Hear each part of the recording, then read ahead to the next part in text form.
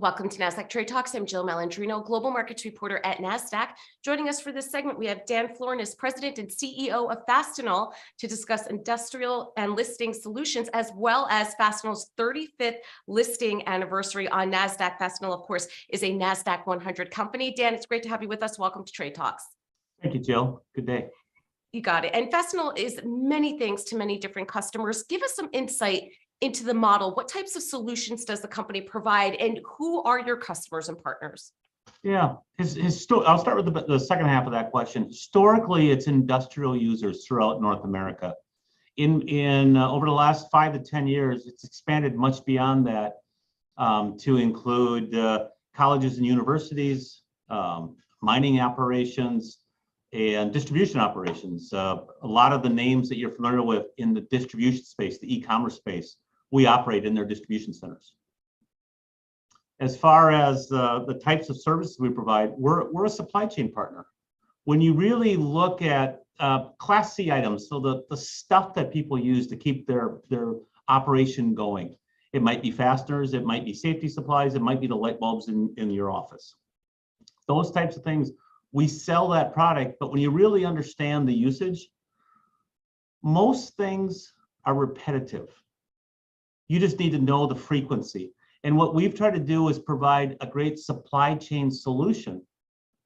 And we really zero in on those things that are repetitive, and we bring technology to serve the market, whether it be through a vending machine or through an automated bin stock or even a manual bin stock, but to pull product through and serve the marketplace in the process. And Dan, it's interesting because you sit at the intersection of the supply chain and technology. So explain to us how the company has evolved since listing 35 years ago. 35 years ago, we sold nuts and bolts. We did $20 million a year in revenue, and we operated principally in a half dozen states. Basically, if you go to the westernmost Great Lake of Lake Superior, and you look at the states that wrap around the Great Lakes and touch the Great Lakes, that's where we operated.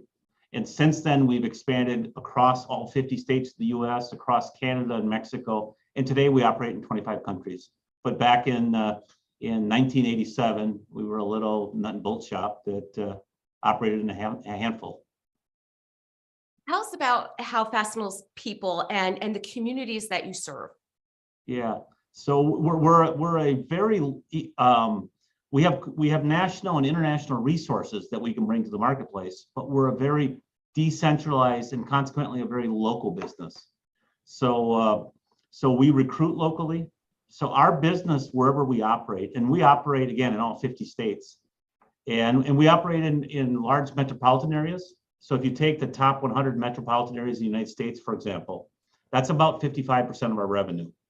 In rural areas, I live in a town of 25,000 people in southeastern Minnesota. That's about 45% of our revenue.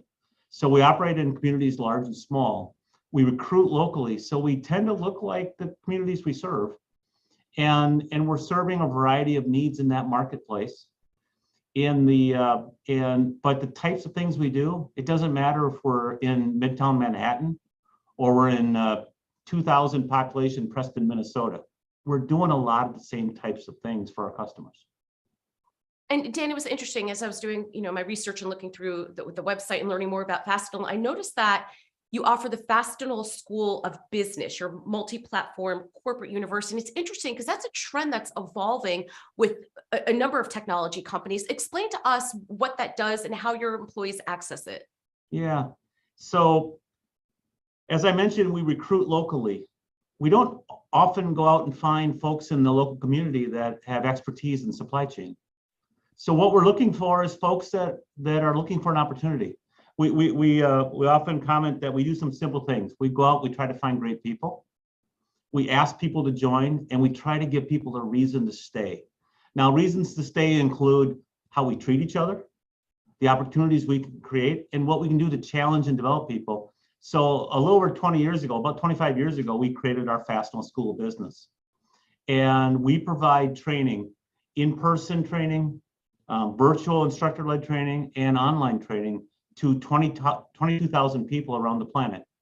And we encourage every full-time employee, get at least 30 hours of training in every year. Build your skill set. to our part-time employees, get at least 15 hours of training in every year, build your skill set. And we really challenge our leaders to make use of this corporate resource, because we're a firm believer, if I demonstrate to my employees that I want to develop their skill set, I'm also telling them I care. I care about their future and what development they get and what opportunities they have. And that's what we do every day within our business. And we tap into that corporate university. Yeah, that sounds like an awesome opportunity as an employee to have access to that and learn how to do things the right way.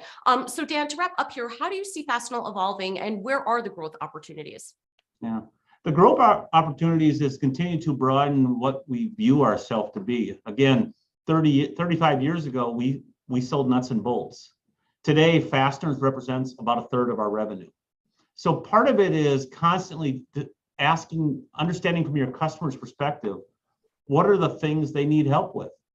In the last 2.5, 3 years during COVID, our safety product line, which is historically 15 to 20% of our revenue, expanded and became our largest product line. We were selling a lot of things like masks and sanitation products to help our customers create a safer environment for their employees.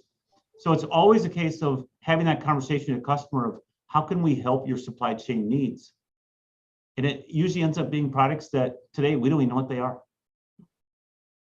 All right, Dan, appreciate the insight. Thanks for joining us on Trade Talks. I'm Jill Malandrino, Global Markets Reporter at Nasdaq. Thank you.